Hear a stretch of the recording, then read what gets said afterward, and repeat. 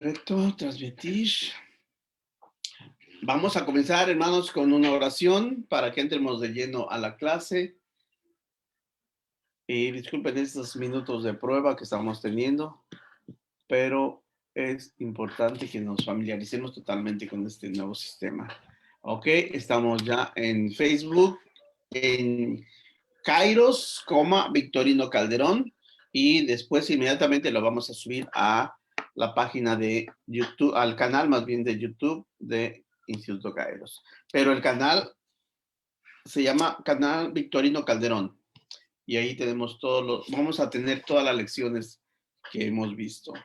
Ok, comenzamos con una oración y vamos a pedirle a nuestro hermano José de aquí de Playa del Carmen que nos dirija, por favor.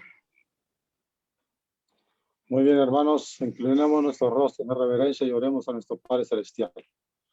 Señor, te damos gracias, Padre Todopoderoso, en esta hermosa y linda noche que estamos reunidos en tu nombre, yo y tus hijos y hijas, Señor, con el propósito de aprender cada día más de usted. Ayúdanos, Señor, que usted sea siempre el invitado de honor y que tu Santo Espíritu ilumine nuestras mentes y nuestros corazones, Señor, para que hagamos tu santa y divina voluntad.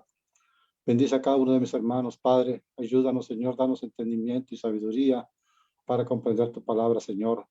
Bendice a nuestro hermano Victorino también, Padre, dale las palabras adecuadas, Señor, para que juntos nos edifiquemos y aprendamos cada día más de usted, Señor. Gracias por todo. Bendice a tu pueblo, a tu iglesia en toda la faz de la tierra y te pedimos tu bendición y estamos muy agradecidos con usted, Señor, por este hermoso día y por este momento que nos concedes estar aquí reunidos en tu nombre, Padre. Te lo pedimos en Cristo Jesús. Amén. Amén. Amén. Muy bien, mis hermanos, pues buenas noches. Estamos comenzando la lección número 9 de Historia de la Biblia número 2. Pero antes de comenzar, quiero recordar que hoy la familia de Kairos está de fiesta porque Aresha está cumpliendo años, mi hija, y también Johanna está cumpliendo 15 años, igual que Aresha. Ok. Y felicidades, felicidades. Muchas felicidades, hermanas. ¿Qué van a dar, hermanos? Gracias. Él le proporciona las felicitaciones a su hija Arecha, hermano. Claro, hermano. Claro, gracias. Que no se apuren, hermano, que nos van a alcanzar. ¿Cómo? Que no se apuren, nos van a alcanzar, le digo. Ah, sí, seguro. Ya vas a empezar chistoso, hermano Saúl. Ok. Bueno, hermanos, pregunta, ¿quién leyó 1 Samuel capítulo 19 al capítulo 30? A ver, déjenme ver sus cámaras. Hermano Alejandro, supongo, pero dice Alejandro. Hermana Tommy de Celaya, hermanita Juliet de Bolivia. Estoy mencionando las que no veo sus rostros, por eso los menciono. Hermanita, bueno, Ángel y Nancy, hermano Miguel. Muy bien. Ok, ¿leyeron o no leyeron? Platíquenme. No leímos. Hermana, más falta aquí. Ok, bueno, vamos a comenzar. Ustedes recuerden una cosa. Si tomamos la clase sin haber leído, van a aprender. Pero si toman la clase habiendo leído previamente, van a aprender mucho más. Y el propósito central es justamente que aprendan lo más posible porque son herramientas que ustedes van a tener en el palacio de su memoria, en su mente, pues, para que en el momento determinado de una clase, de un comentario, de una conversación, de una clase evangelística, ustedes lo van a tener ya en su mente. Muy bien. Entonces, Hermano, sí, hermana. aquí en el capítulo 19, la intercesión de Jonatán por David le hace pensar que David había derrotado a Goliat. Y también Mical engaña a su padre, ayuda a David para que éste escape de su suegro. En el 19, los trances proféticos. Mira, primero levanta todo esto, échalo a la... Hermano, ¿Sí? Vas a comenzar a hacer una cochino. cosita, no hemos visto el capítulo 18, nos quedamos, o sea, no lo hemos visto bien. Nos quedamos al principio del capítulo 18, ¿verdad? Sí, es Bueno, tienes correcto. razón. Tienes razón, vamos a regresar al capítulo 18, ¿sí? Donde vimos que Jonatán y David hacen un pacto de amistad, ¿sí? No sé si recuerdan.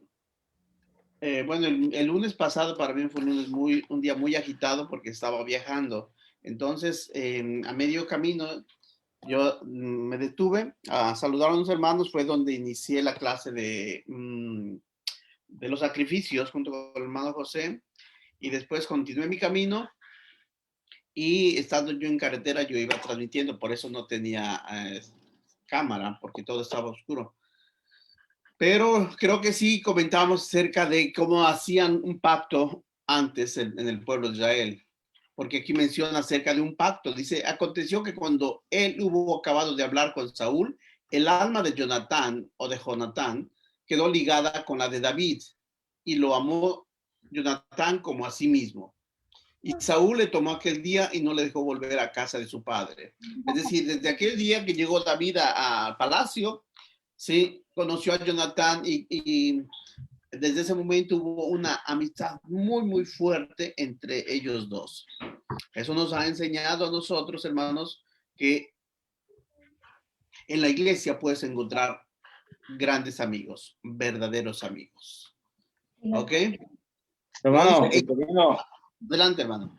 una preguntita, tal vez no sea tan relevante, pero la pronunciación de este nombre es Jonatán o Jonatán, porque creo que a raíz de eso muchos hermanos, bueno, conocí un hermano que le puso ese nombre, pero en la forma que está escrita, él decía que era Jonatán, y pues no sé si realmente sea Jonatán o Jonatán, realmente no sé. Ok. Pronunciación correcta. Yo creo que es un cuestión de cultura, hermano. Porque, por ejemplo, se escribe Jonathan, pero se pronuncia en muchas ocasiones Jonathan, como con Y, es como Joana. Joana se escribe, nuestra hermana escribe con Y, Joana. Sin embargo, hay otras Joanas que lo escriben con J, ¿sí? Y sigue escuchándose igual. Por ejemplo, mi hijo se llama Víctor Jair. Se pronuncia Jair o se escribe Jair, pero la pronunciación es Jair, como si fuera con Y. Entonces, bueno, pues puede ser correcto de las dos formas, a menos que para la persona que tiene ese nombre le cause conflicto. Por ejemplo, como si a Joana le dijéramos, bueno, en Joana no hay problema, porque así como se escribe suena con Y, pero si fuera con J y le dijéramos Joana, entonces yo estoy seguro que nos diría, no, hermano, es Joana. O mi hijo, Jair, que me dijera, no se dice Jair, se escribe Jair, pero se dice Jair porque así está escrito. Entonces, yo creo que en este caso, los nombres son más bien cuestión de cultura o de acuerdo a la persona que, como le gusta que le digan, ¿no? Ok, hermano. Si nos apegáramos textualmente, diría Jonathan, ¿sí? Pero no cambiaría el significado, el sentido. Ok, entonces dice el versículo 3 que hicieron pacto Jonatán y David porque él le amaba como a sí mismo. Y Jonatán se quitó el manto que llevaba y se lo dio a David y otras ropas suyas, hasta su espada, su arco y su talabarte. Era una manera de cerrar un pacto, ¿sí? Al entregar una prenda muy personal, era una forma de sellar un pacto. Otra de las formas, como dije, de sellar un pacto entre dos personas es cortarse la palma derecha de la mano, y el momento en el que la sangre brota, se estrechan sus manos y esas dos sangres se unen, y eso le llamaban anteriormente un pacto de sangre. Ese era el pacto de sangre que hacían en aquellos tiempos. ¿Y el talabarte, hermano, qué significa? talabarte es como su escudo. Ah, ok. ¿Ok? Hermano Entonces, Victorino, un sí, hermano, comentario. adelante. Mire, hace un tiempo yo escuchaba a un grupo de homosexuales, porque aquí, bueno, en el centro de la Ciudad de México, hay muchas marchas acerca de, pues, las lesbianas y los homosexuales. Y Sí, ellos sí. agarraban de base estos versículos de la Biblia para decir que desde entonces había homosexuales, porque Jonatán y David, pues, dice que se amaban a sí mismos. Entonces, o sea, yo como dice aquí, yo sí lo entiendo, pero ¿cómo podría hacérselo entender a alguien que es homosexual o lesbiana, que no está hablando de un amor, pues amor de pareja, sino un amor de hermanos, de amigos, ¿no? Ok. Mire, vamos a hacer una cosa. Déjame leer el texto original del hebreo. Dame un segundito. Gracias.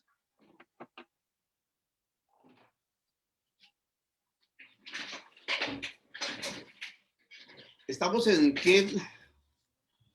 En 1 Samuel capítulo 18, versículo 3. Dame un segundo. Voy a leer qué dice en esta versión. Ok, mientras, hermanos, ustedes pueden aportar, pueden comentar. Sí. 1 Samuel. Y es justamente lo que comentábamos la clase pasada, hermano. Muchos o algunas personas utilizan ese texto para defenderse. Dice, aunque se los voy a leer.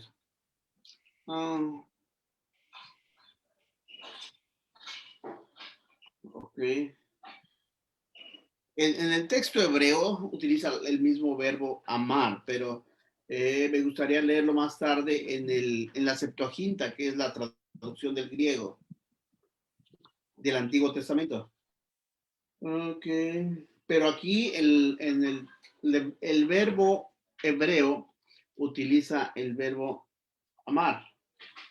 ¿Sí? Más tarde déjeme buscarlo más tarde en el texto griego para encontrar la palabra exacta, pero estoy seguro que la palabra aquí, en lugar de el amar, porque el amar para nosotros, el español, es un idioma, es una palabra muy general. Amar a un hermano, amar a una hermana, amar a tu esposa, ¿ok? Pero aquí, bueno, podemos saber que no era de acuerdo a cómo lo podrían o lo quisieran aplicar los homosexuales, porque primeramente David era un hombre conforme al corazón de Dios. Es decir, David era un hombre que quería agradar a Dios. Y David también sabía, porque conocía la ley, también sabía que en la ley era totalmente contrario el homosexualismo a los decretos de Dios. Y pues el homosexualismo viene mucho más atrás que en los libros de Samuel. El libro de Samuel está escrito aproximadamente 1300 años antes de Cristo, 1200 aproximadamente, mientras que vemos la historia más antigua de la homosexualidad. ¿Cuándo es? En aquella ciudad pecadora. Sodoma y Gomorra. Exactamente. Entonces ahí proliferaba tremendamente ese pecado. Y estamos hablando de siglos más atrás de esta etapa. Entonces sí, efectivamente, Dios siempre ha mostrado su desacuerdo, porque es como si dijeran, bueno, Dios ha creado dos géneros, el femenino y el masculino, pero el hombre está creando un tercer, no es que esté creando, porque el hombre no puede crear nada, ya todo está creado, pero el hombre está inventando, eso sería la palabra, inventando un género que no existe. ¿Ok? Y quieren fortalecerlo aquí en el texto de David y Jonatán. Ellos eran dos varones, ¿sí? En el cual encontraron gran afinidad como hermanos, como amigos. Por eso les citaba el lunes el texto de Proverbios 17:17. Dice, en todo tiempo ama. Utiliza otra vez el mismo verbo, amar. Pero no el amar eros, sino el amar ágape. El amar ágape o el amor ágape, ese es el amor que se sentía David por Jonathan y Jonathan por David. El amor ágape es ese amor dispuesto al sacrificio. Es ese amor dispuesto a dar la vida inclusive por el ser que se ama de una manera en ágape. Bueno, Jesucristo nos amó de esa manera. Jesucristo no nos amó de una manera eros. Jesucristo a sus discípulos, que eran puros varones, los amaba, pero no de la manera eros, sí como se ama a una mujer. No era ese amor que despierta una sensualidad o una sexualidad. Ese era el amor ágape. Es el amor que despierta un sacrificio. El amor ágape es un amor que despierta, ¿sí?, el amar a la otra persona, el dar la vida por la otra persona sin necesariamente ser un amor erótico.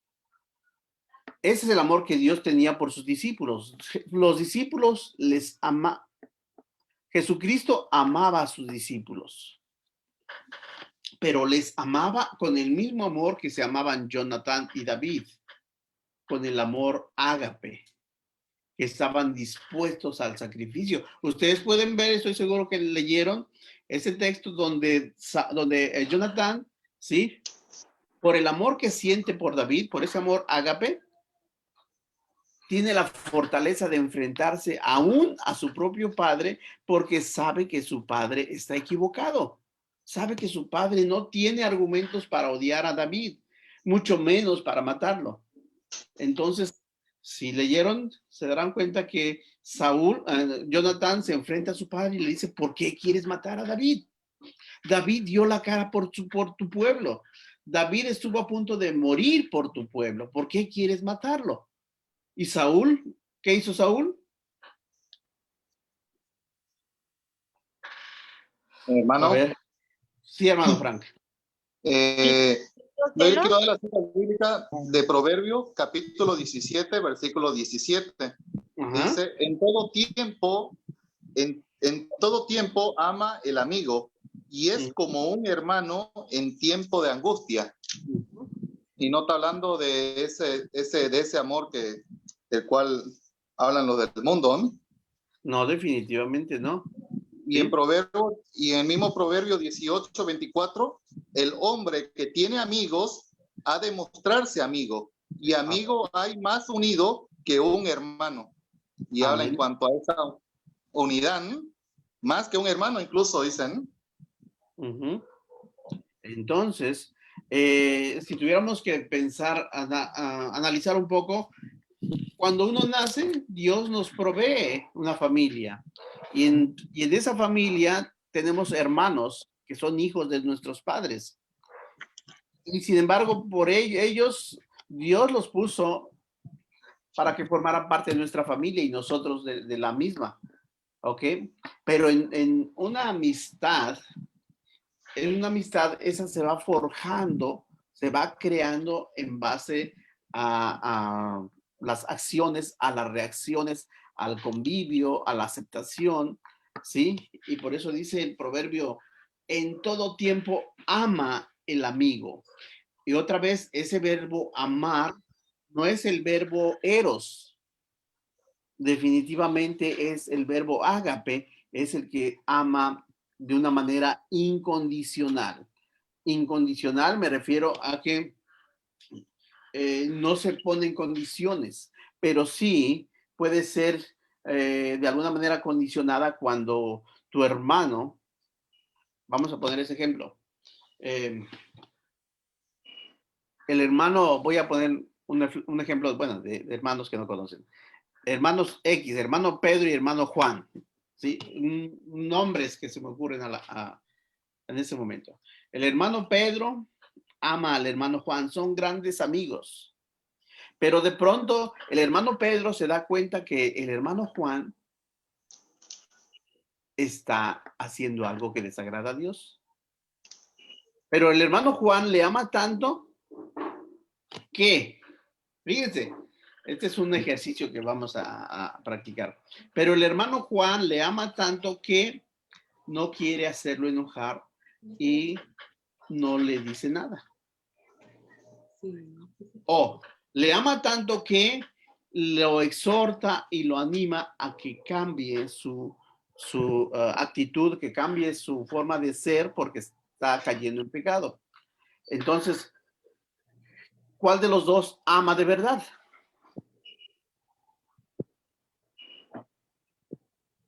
El segundo, el que exhorta.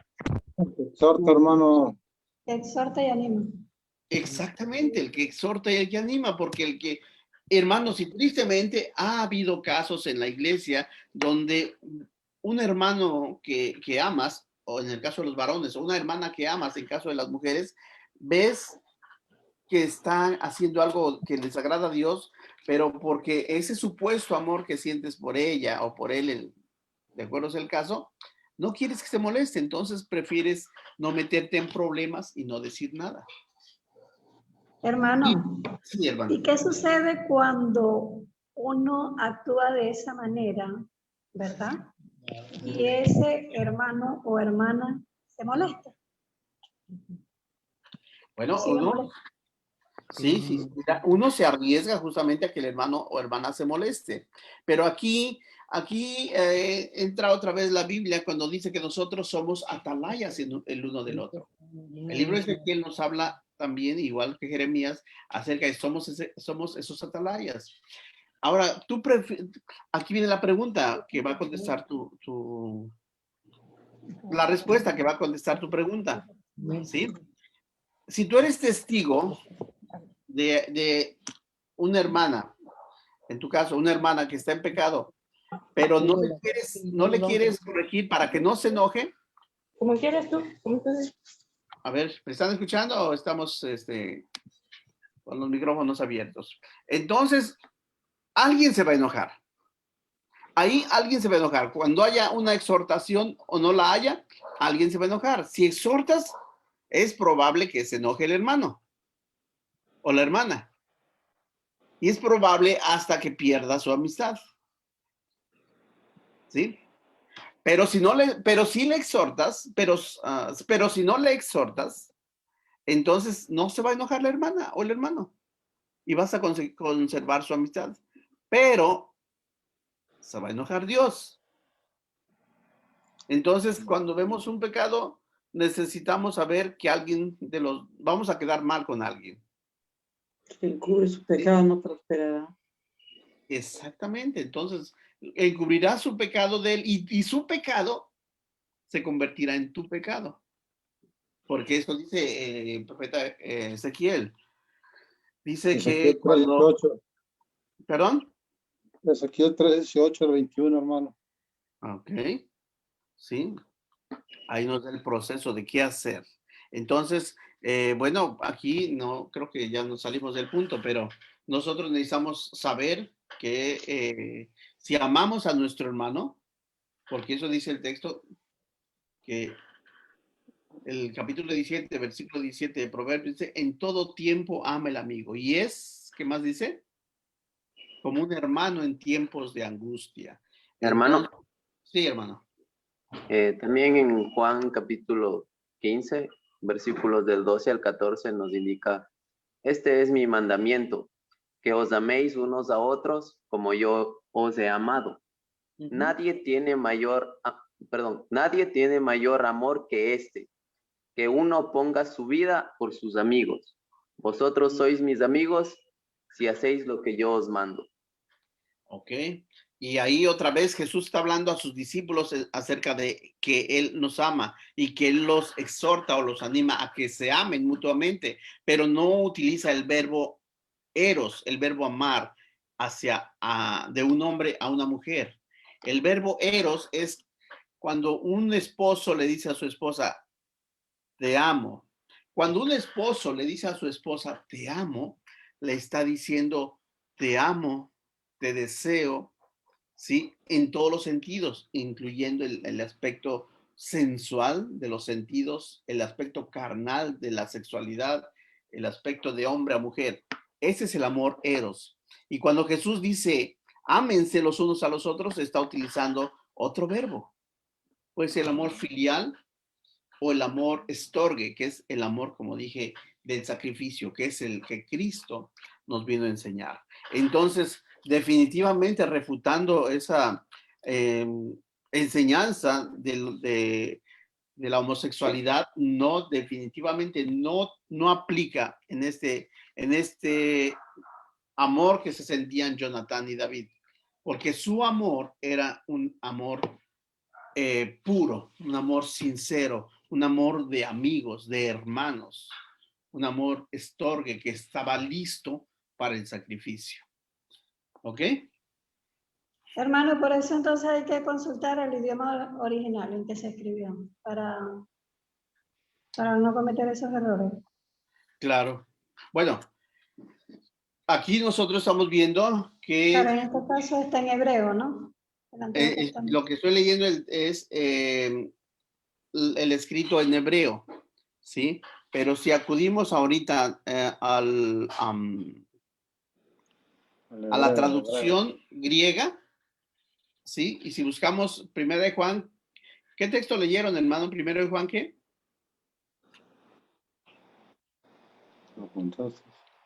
A ver, ¿quién leyó ese texto de 1 de Juan? Era Juan 15, hermano. Juan 15, ¿qué dice? El Evangelio de Juan, capítulo 15. Del versículo 12 al 14. Ok, entonces déjeme leerlo ahora en el interlineal griego para ver cuál verbo se utilizó. Deme un segundo.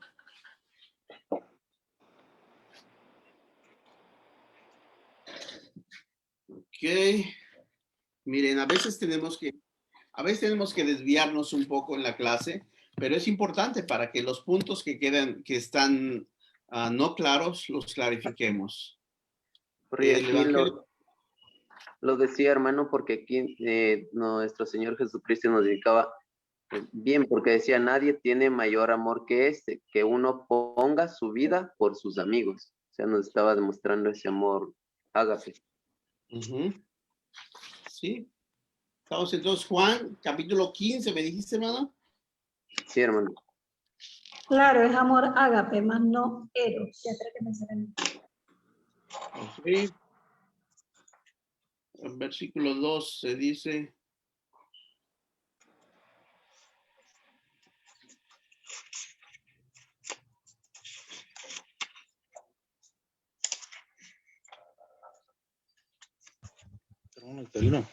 ¿Sí?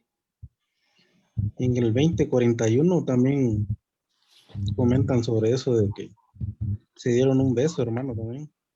Ajá, sí, dice que lloraron cuando se despidieron, cuando Jonathan le dijo, ¿sabes qué? Vete porque mi papá te va a matar.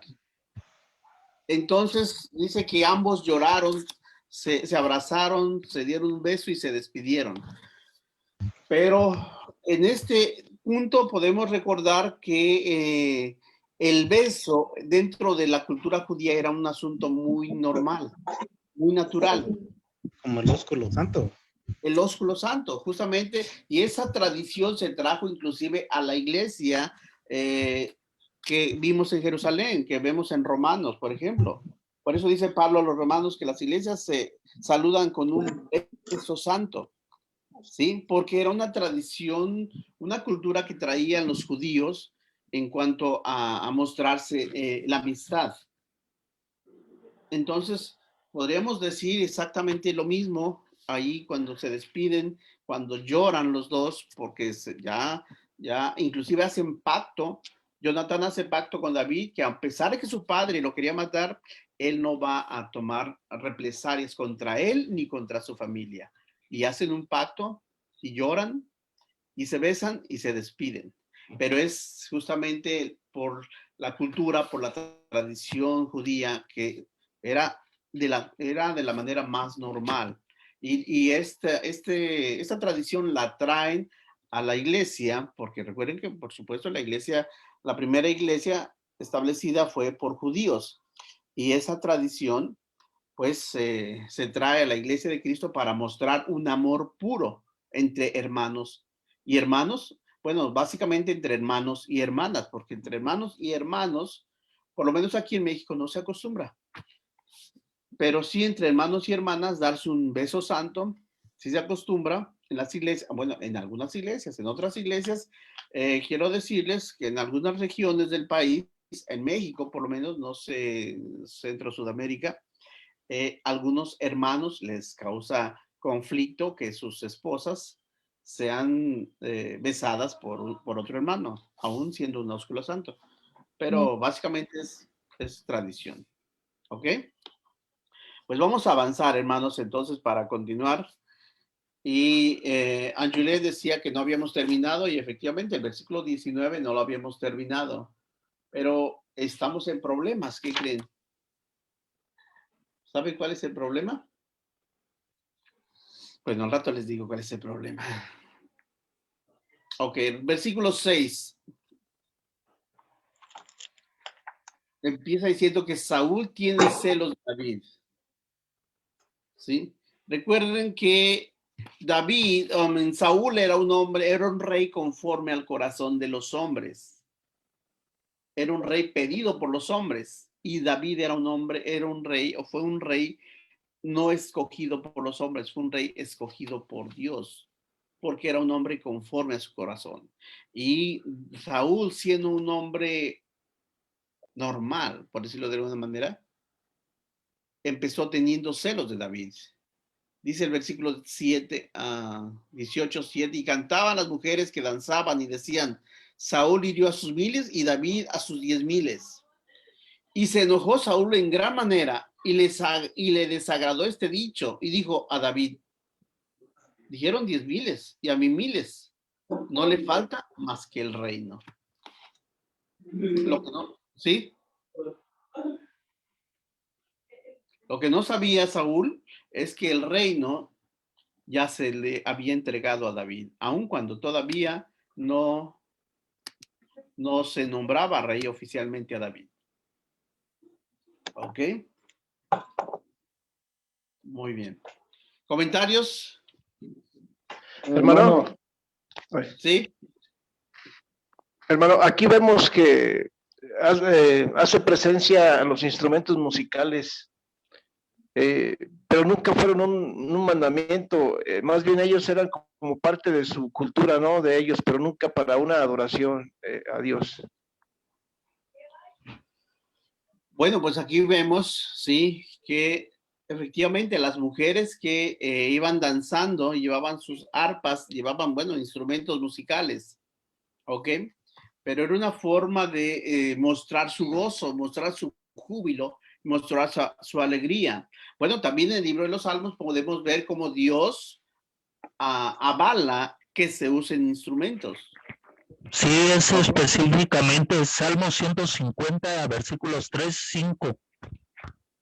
Bueno, prácticamente muchos textos del último Salmo, que es el 150, bien como dice el hermano, avala a Dios que los judíos utilicen instrumentos, ¿sí? Es que alaben a Dios con liras, con arpas, con panderos, con todo tipo que le alaben. Y es una manera clara que para el pueblo de Israel les era totalmente permitido. ¿Ok? Recuerden que para saber si se nos está permitido o no, no tiene que decir no está permitido esto y esto y esto. Simplemente con ver ejemplos, entonces se permite. Y en el Nuevo Testamento vemos que no hay ejemplos que los discípulos del Señor utilicen instrumentos, por lo tanto, no hay ejemplos donde se avalen los instrumentos. Y es por esa razón que las iglesias de Cristo no utilizan los instrumentos, porque no están dentro del esquema de doctrina, del esquema de adoración. De hecho, hermano, ahí ya ves que después de los salmos sigue algunos profetas mayores y unos profetas menores. Pues ya hasta casi terminar el Antiguo Testamento, pero hay un pasaje que se llama Amós 5:23, donde ya nuestro Dios está enojado con el pueblo de Israel. No sé si alguien lo quiera leer, Amós 5:23, y se pudieran dar cuenta de ese aspecto, de ese punto. A ver, ¿alguien puede leer Amós 5:23? Si es que no me falla la memoria, hermano. Quita de mí la multitud de tus cantares, pues no escucharé las salmodias de tus instrumentos. Así es, y como dijo el hermano, ya en el Nuevo Testamento, pues ya no hay indicaciones de que se usen instrumentos, sino los instrumentos ya somos nosotros. Exactamente, nosotros somos instrumentos vivientes para el Señor. Ok, entonces el versículo 18 podemos terminar diciendo que Saúl empieza a buscar a David para matarlo. Quiere acabar con él. Muy bien. Pero quiere acabar con él básicamente porque Saúl ya sabía, ya sentía que Dios estaba con él y ya sentía que él iba a ser su sucesor en el trono. Entonces hay un texto que estaba leyendo hace un rato, no recuerdo dónde está, donde dice que a Saúl le dice que David les va a arrebatar el trono. Y es por esa razón que quiere matarlo. Seguramente quiere matarlo porque Saúl representaba el rey de los hombres, por lo tanto representaba, por todo lo que vemos ahí, la maldad. Y Satanás quiere utilizar a Saúl porque a Saúl porque David es del cual vendrá la simiente. Entonces, por supuesto, Satanás utiliza a Saúl para querer romper esa simiente, pero no lo logra. ¿Sí? Vemos que no lo logra. Ok. Entonces, ¿comentarios? Hermano, pero ahí dice, ¿verdad? En el 18:10, que un espíritu malo de parte de Dios tomó a Saúl.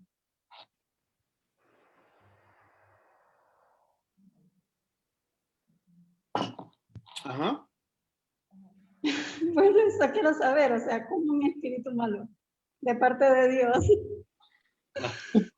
Ya entendí tu pregunta. O sea, porque sí sé que de parte de Satanás, pero de parte de Dios, un espíritu malo. O sea, ¿será que él lo permitió?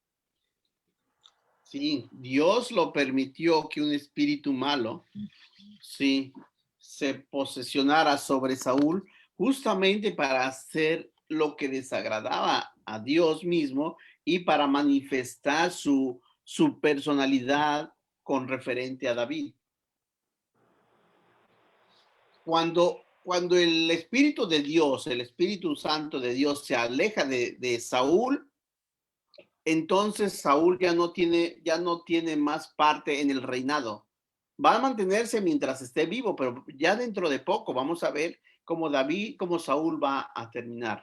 Va a morir antes de su tiempo, porque eso pasa siempre, que un impío se aleja de Dios y empieza a hacer las cosas malas, muere antes de su tiempo.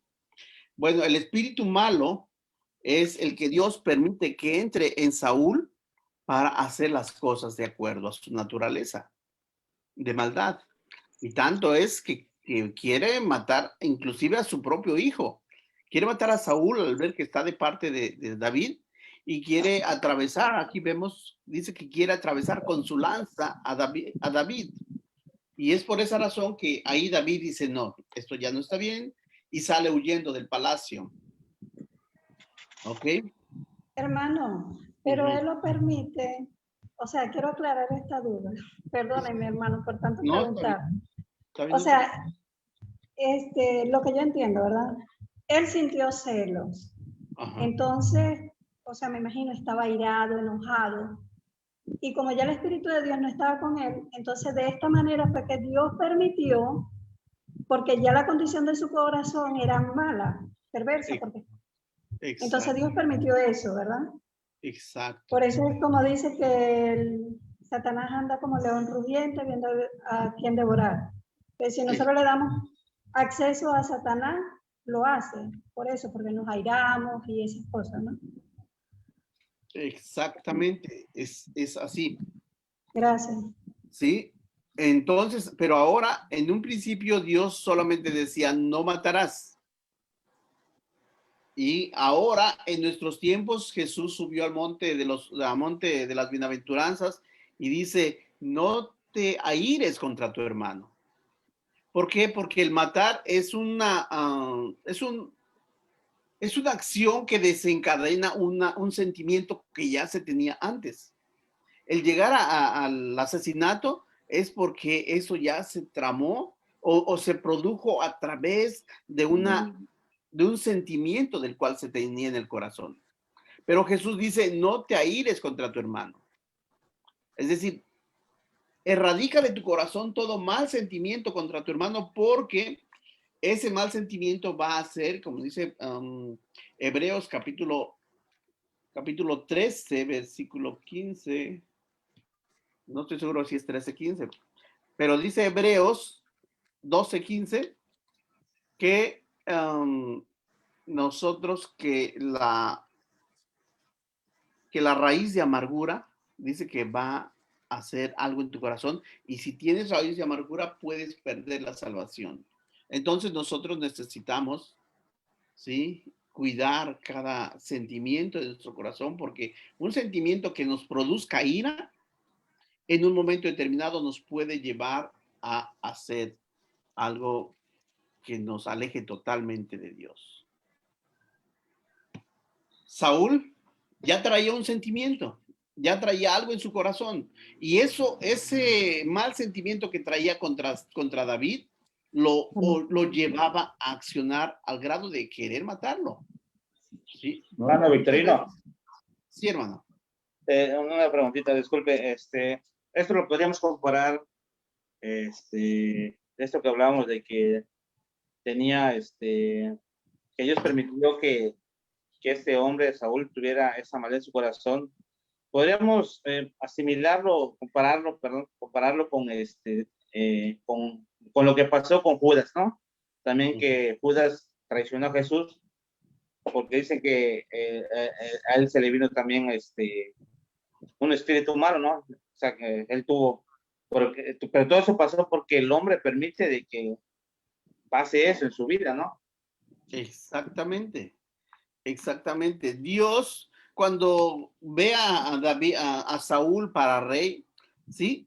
Él le da la oportunidad, lo pone en lugar de privilegio, lo pone a prueba. Pero ustedes recuerdan que Saúl empezó a hacer las cosas a su modo. Dios le decía, ve y destruye todo. Y Saúl decía, mira lo que le guardé a Dios para sacrificio. Pero eso no era la orden. Entonces ahí empieza a perderse y empieza a alejarse de Dios, porque toma en sus manos el regalo que Dios le dio, que es el libre albedrío. ¿Ok? En el caso de Judas, él era contado entre los 12. Era fiel testigo de las grandes proezas, milagros que Jesús había hecho. Sin embargo, él también usó su libre albedrío porque tenía una debilidad. Y es por ahí, mis hermanos, por donde Satanás nos va a atacar, no por nuestras fortalezas.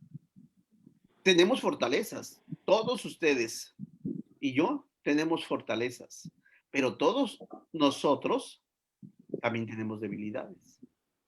Y nos va a atacar por nuestras debilidades. Muy bien. Hermano. Judas tenía muchas fortalezas, pero tenía una debilidad. Y por esa debilidad fue donde cayó. ¿Cuál era su debilidad de Judas? El dinero. El dinero. La malicia. Exactamente. El amor. Esa era su debilidad. Hermano Victorino. Sí, hermano. Hermano Victorino. Sí. Mira, hermano, o sea, yo entiendo, bueno, con Job también el ejemplo de Job, que Dios permite, ¿no? Que Satanás haga o ponga o haga esas cosas malas, entre comillas, bueno, a Job. pero lo que puedo dar es que Dios permite cosas de acuerdo a sus propósitos, ¿no? En el caso de Job, él tenía un propósito, tal vez, pues, aumentar la confianza de Job, digamos, no sé. Y en el caso de Saúl, pues, tal vez un juicio, ¿no? Porque también Saúl fue rebelde, pero Dios tiene propósitos y Él permite cosas. Ahora, sus propósitos son perfectos, son eternos, o sea, Él no hay mal, no comete ningún error. Ahora, es diferente a la tentación, ¿no? La tentación es puesta por nuestros deseos o por nuestra concupiscencia, y obviamente eso nos lleva a morir, ¿no? O sea, a algo malo. Entonces, no sé, como que lo separo en esas tres, ¿no? Como que son diferentes cosas. O sea, no sé cómo usted lo puede ver, pero son estas acciones que tengo en mente. No sé si estará bien. Bueno, sí, son diferentes cosas. Por ejemplo, Job fue un hombre que fue probado en todo, aún en las cosas más difíciles que es en la familia, que es en los propios hijos. Sin embargo, Job mantuvo su fidelidad a Dios, su lealtad a Dios, a pesar de todo lo que sufrió. Y creo que, pues, Cristo fue el único que sufrió más que él en la Biblia. Porque Cristo fue, bueno, su muerte ya la sabemos, sacrificio ya lo sabemos, ¿sí? Sin embargo, Job no llegó a tal sacrificio, pero seguramente no ha habido otro hombre en la tierra que haya sufrido, por supuesto, exceptuando a nuestro Señor Jesucristo, más que Job, que haya sido probado a la altura de Job. Y sin embargo, Job, aquí, a mí me deja una gran lección porque es un texto que utilicé para empezar el seminario de la importancia de la comprensión del texto bíblico. Job sabía de Dios, Job oraba a Dios, Job ayunaba y hacía sacrificios. ¿Recuerdan cómo empieza diciendo el libro de Job? Dice que hacía sacrificios cada periodo de tiempo muy corto por si acaso sus hijos habían pecado cuando hacían sus fiestas. Entonces, Dios le quita lo más valioso que tiene en todos los sentidos, lo más valioso físico en cuanto a su ganado, sus animales, sus riquezas y a su familia, a sus hijos amados. Y Job se mantuvo. Lo único que dijo, que desde mi perspectiva fue lo más fuerte, es decir, ¿por qué nací? ¿Por qué vine? ¿Por qué Dios permitió que yo naciera? Renegó de su nacimiento, mas no de Dios. Pero en el versículo 42, no lo recuerdo exactamente en este momento, déjeme buscarlo, ¿sí? Cuando dice, de oídas te había oído. Déjeme buscar el libro de Job, y como dije, a veces necesitamos... 42:5, hermano. 42:5, hermano. Déjeme buscar en mi Biblia. 42, versículo 5, dice, de oídas te había oído.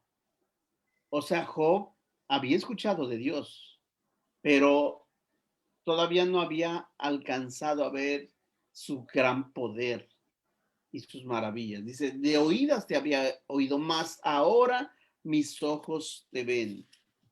¿Sí? Entonces, por eso es importante que nosotros, todos hemos oído, sabemos, conocemos a Dios de oídas, de leídas, pero necesitamos quererlo conocer como lo conoce Job, con sus propios ojos. Y nosotros no necesitamos esperar a que ocurran catástrofes en nuestra vida.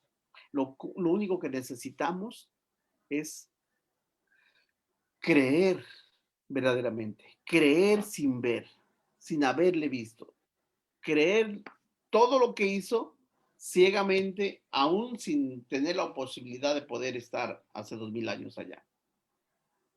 Por eso Job decía, mas ahora mis ojos te ven, porque Dios le restituyó todo lo que tenía. ¿Ok? Hermano. Entonces, Hermano. una tentación viene justamente de tus debilidades, de nuestras debilidades, de nuestras concupiscencias, porque Satanás sabe que ahí está nuestro lado frágil. Y como dije, todos tenemos un lado frágil y es por donde más necesitamos estar fortalecidos. ¿Ok? ¿Sí, hermano? Hermano, cuando habla del espíritu, cuando dice en el capítulo 16, versículo 14, el espíritu de Jehová se apartó de Saúl y lo atormentaba un espíritu malo. Es la primera vez que habla de que lo atormentaba un espíritu malo a Saúl. Entonces, pero no, es un espíritu que lo atormentaba, pero no era un espíritu que lo llevaba a pecar. Y cuando David le tocaba, no nos olvidemos que David, ¿qué era lo que tocaba a él? Alabanzas, porque cuando él tocaba, dice en el 23, y cuando el espíritu malo de parte de Dios venía sobre Saúl, David tomaba el arpa y tocaba con su mano, y Saúl tenía alivio y estaba mejor, y el espíritu malo se apartaba de él.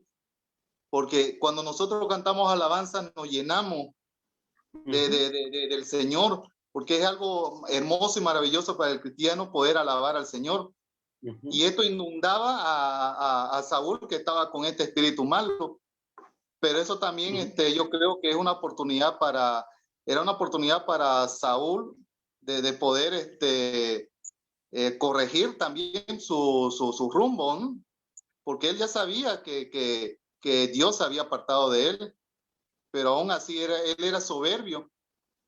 Y en vez de corregirse, más bien más adelante vemos que él más bien ya tomó una posición homicida, porque ya quería matarle a David después. Exactamente. Cuando el Espíritu de Dios se aparta definitivamente de Saúl, Saúl prácticamente ya había caído de la gracia de Dios y ahora estaba expuesto a los peligros, a los espíritus inmundos, porque ya no tenía a Dios como su protector. Ahora estaba expuesto y estuvo expuesto, y Dios, la manera que subsanaba su espíritu es justamente a través de su hombre, o sea, el hombre de Dios, que era David, con esa música de arpa que era música seguramente para glorificar a Dios. ¿Ok? Hermano, tengo, bueno, no sé, a lo mejor es como una duda y en la actualidad es como pregunta general. ¿Pasará esto? A ver, replantea tu pregunta. Sí, o sea, en el Antiguo Testamento, inclusive cuando Jesús vino y también los apóstoles estuvieron, sacaban demonios de las personas con un propósito. Si no había un propósito, no hacían milagros. Pero ¿habrá este tipo de cosas que había como en el Antiguo Testamento o es algo que ya no pasa? A ver, ¿quién quiere contestar esta pregunta? En cuestión de los espíritus malos. Ok. Efectivamente, en el Antiguo Testamento vemos muchos ejemplos de esto, ¿sí? Inclusive en los evangelios vemos que pasaba esto. Pero, ¿y ahora? ¿Pasa o no pasa?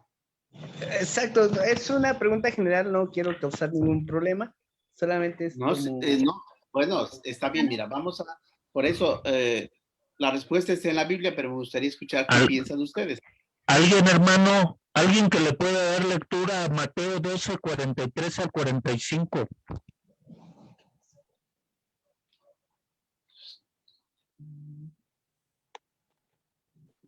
¿Qué libro, hermano? Dice, hermano. Mateo 12, 43, 45. ¿Le doy lectura? Dice, cuando el espíritu inmundo sale del hombre, anda por lugares secos, buscando reposo y no lo halla. Entonces dice, volveré acá a mi casa de donde salí, y cuando llega, la halla desocupada, barrida y adornada. Entonces va y toma consigo otros 7 espíritus peores que él, y entrados moran allí. Y el postrer estado de aquel hombre viene a ser peor que el primero. Así también acontecerá a esta mala generación. Ok. La pregunta es, ¿todavía pasan esas cosas o ya no pasan esas cosas? ¿Todavía espíritus inmundos se apoderan de la gente de alguna manera o no pasan? Miren, en las falsas doctrinas, en algunas enseñanzas que no son de la Iglesia de Cristo, pues enseñan que sí pasa. Inclusive enseñan que pueden algunos expulsar demonios. Pero en nuestros tiempos, dice la Biblia, les voy a leer en Hebreos capítulo 2, versículo 14. Hebreos 2:14 dice, así que, por cuanto los hijos participaron de carne y sangre, él también participó de lo mismo, para destruir por medio de la muerte al que tenía el imperio de la muerte, esto es, al diablo, y librar a todos los que por el temor de la muerte estaban durante toda la vida sujetos a servidumbre.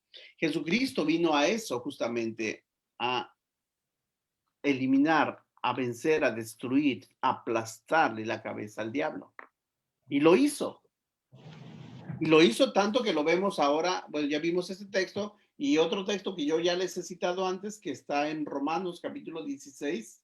¿Se acuerdan?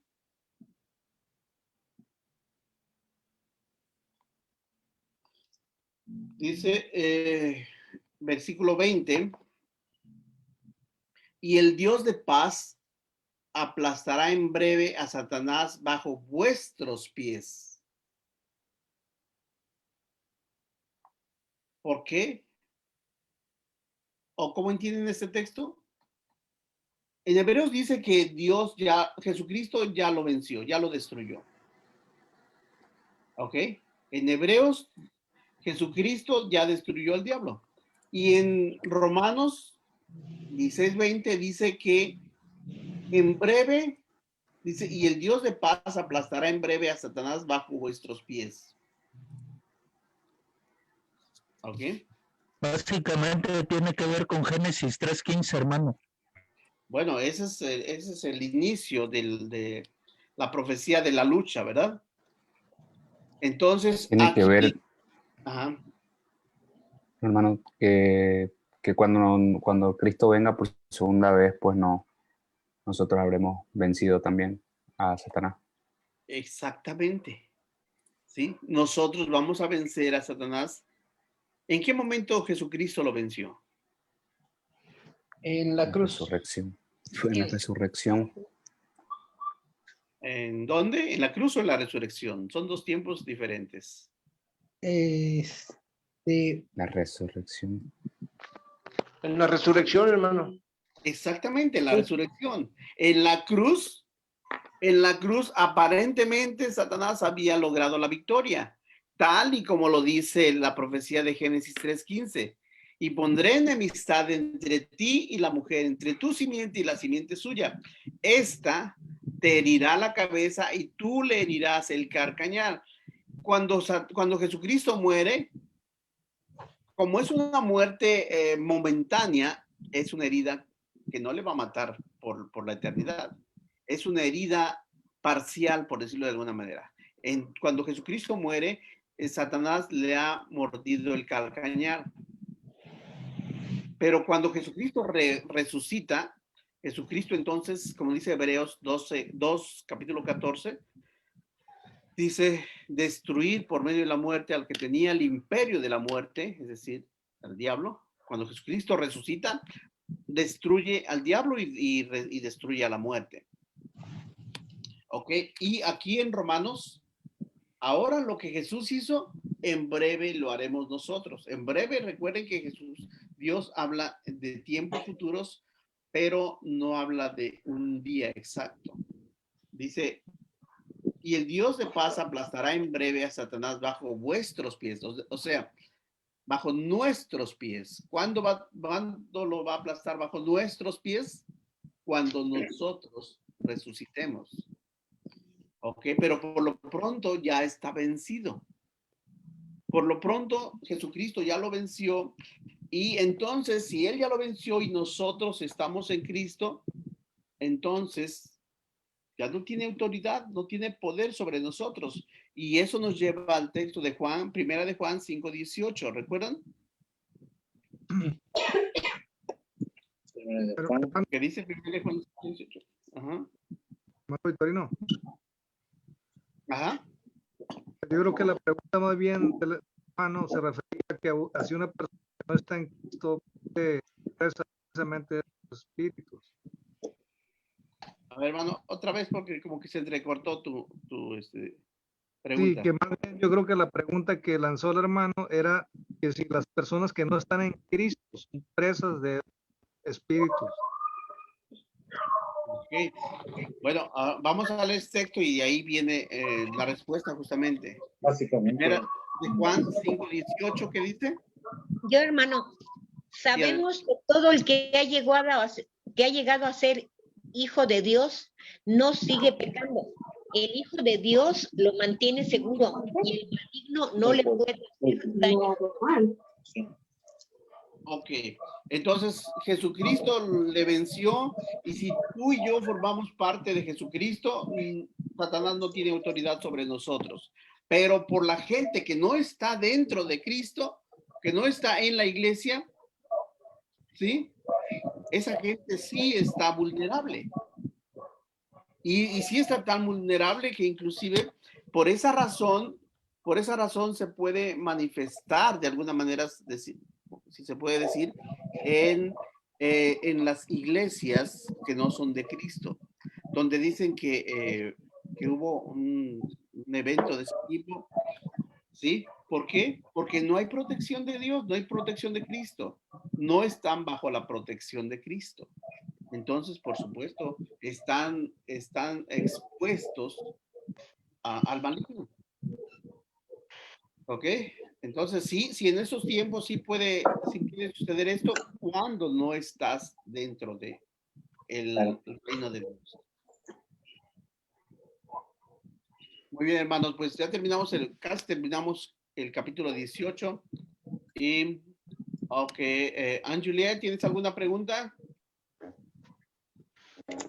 ¿Comentario?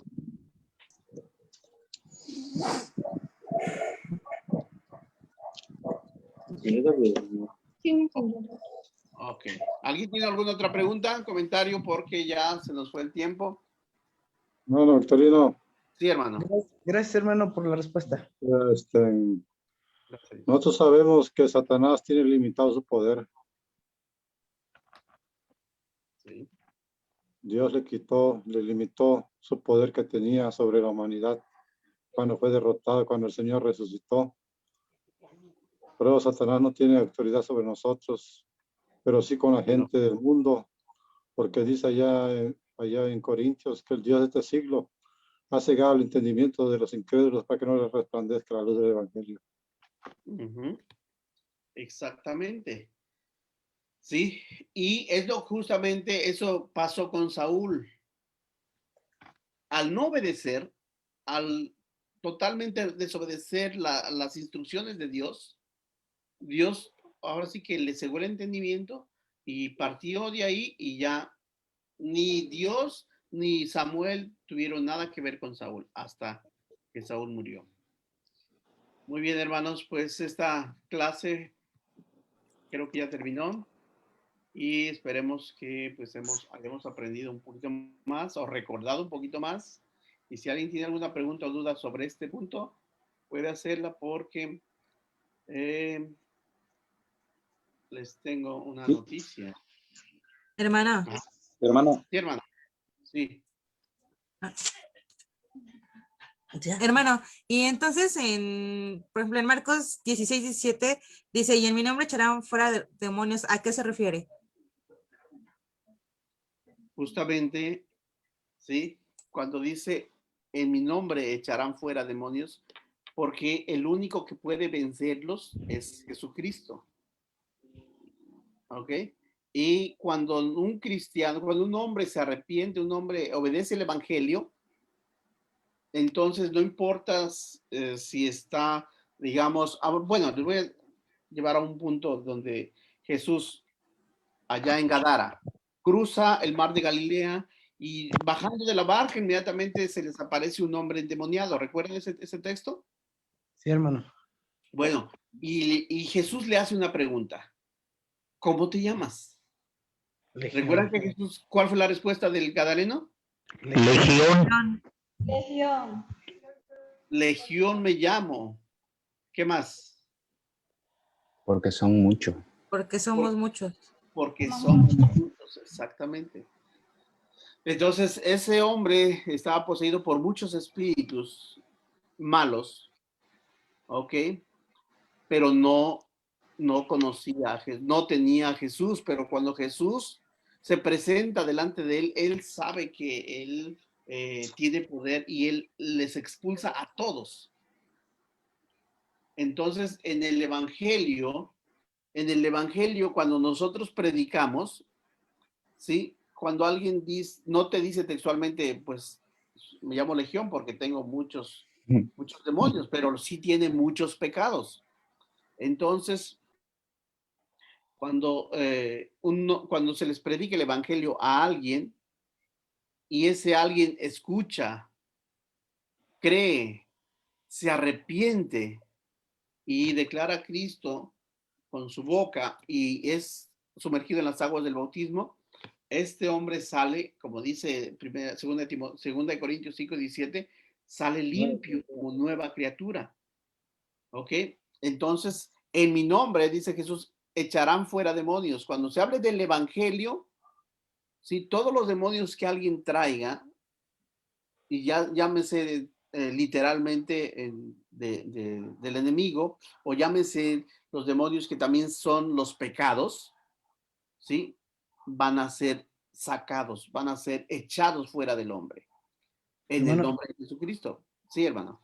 Sí, yo creo que poder un poquito extender tu respuesta, ese de Marcos 16 o 15:16 que dijo la hermana, también fue dado exclusivamente para los apóstoles, hermano, en el cual Dios les dio poder a los apóstoles para hacer esos milagros.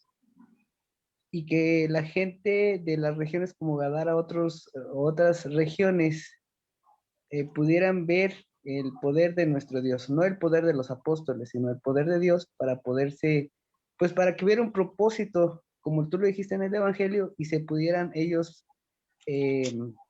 cambiar a mucha gente a través de los milagros para que fueran bautizados. Claro. Entonces, y sí, efectivamente, este es palabras directas dadas a los discípulos, no a todos los cristianos de hoy, como enseñan algunas corrientes religiosas. Lo enseñan textualmente cuando dice, y esas señales seguirán a los que creen. En mi nombre echarán fuera demonios, hablarán nuevas lenguas, tomarán en manos serpientes, y si bebieren cosas mortíferas no les hará daño. Sobre los enfermos pondrán sus manos y sanarán. Muchos creen que es sobre los que predicamos el evangelio, estas señales para nosotros, pero estas señales justamente fueron dadas a los discípulos, nada más. ¿Por qué? Porque Jesús estaba molesto, porque no creían. Bueno, eso es otro tema que después vamos a compartir. O sea, por su incredulidad, ¿no, hermano? ¿Perdón? Por su incredulidad de los apóstoles. Por la incredulidad, dice, y estas señales seguirán a los que creen, pero no a los que creen en lo que iban a predicar, sino los que creían en ese